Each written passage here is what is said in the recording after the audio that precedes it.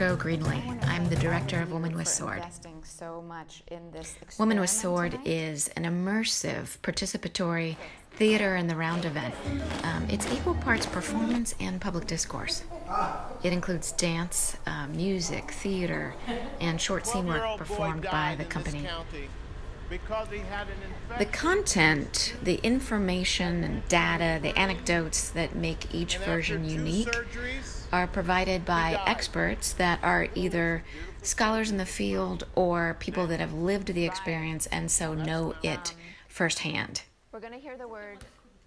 This is the, yeah. Okay, so that's right when they were starting to do all the well testing. At the top of every Woman with Sword, I let people know that they are 100% prepared to be successful. And it's not like I'm going to be teaching any particular movement technique. I'm not going to teach pirouettes, right? But what we are going to do is some simple physical warm-ups. There will be some improvisation and more what I would call movement games, so that we stay our most physically kind of engaged. That's going to keep us focused, awake, ready, and really in our most kind of optimal learning mode. So the reason why we do Woman with Sword is that it makes people more interested and curious. It helps them connect to the topic at hand. So instead of sitting in front of a PowerPoint or sitting in rows and listening to a speaker, however engaging that speaker might be, instead we're going to sit in a big messy circle. We're going to get up and move around throughout the event. And it's going to feel more like a team meeting or kind of a tribal council, if anything, than a more traditional lecture format. We find that the combination of real-world analysis and people's imagination sparking, using our bodies, talking to each other, it really sticks with people. The experience stays put.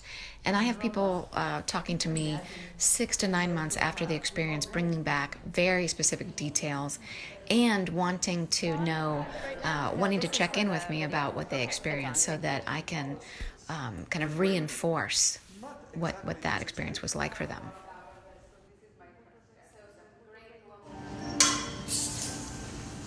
People remember facts and they see the complexity of the problem. They understand cause and effect. And we literally walk around the problem to try to see it from all perspectives and really get a better view, a better sense of the full picture. Woman with Sword wants to get people to the point that they know something they can do next.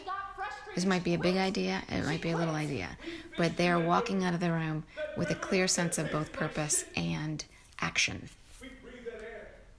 Woman with Sword has explored a number of issues in both health equity and gender equity. Everything from, how are immigrants able to find dental care in the United States, especially right now? How can young women in developing countries avoid early marriage so that they can get an education instead? And what will that do for them?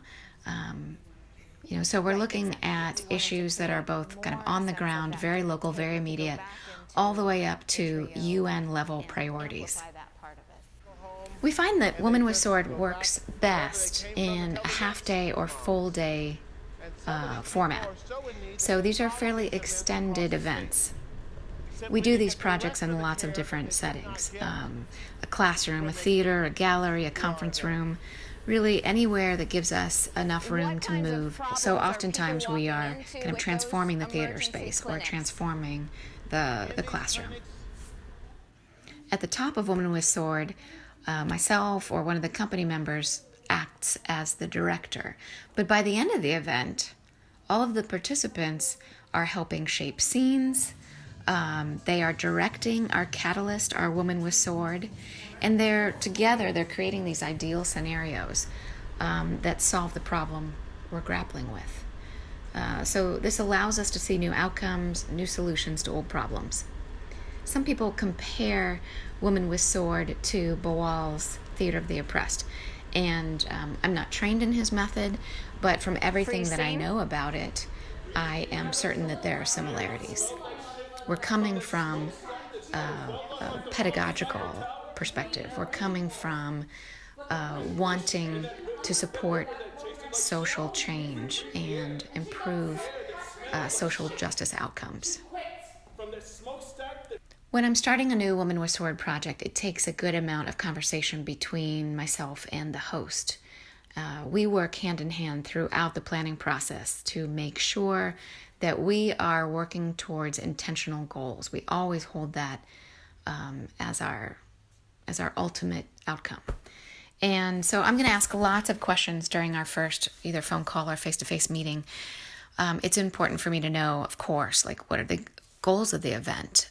What are the issues that we want to bring to the surface? Who can speak to the topic as either an expert or someone with direct personal experience? What do we want the audience to walk away with? How large is the group? What are their backgrounds? Does everybody speak English? Are we going to need to think about a multilingual experience? Does the audience already know each other, or are they coming from different aspects of the community? What is the playing space like? And how long do we want the event to be? So kind of a range of both kind of thick questions and kind of easy to solve logistical questions. I take our conversation, all of the answers to those questions, and I figure out the pacing, the arc, the performance elements that will weave in and around the content, and then I go to work with the company. Some of our events are very large scale, so we have many company members, and sometimes they're smaller. They might only be 3 or 4 company members.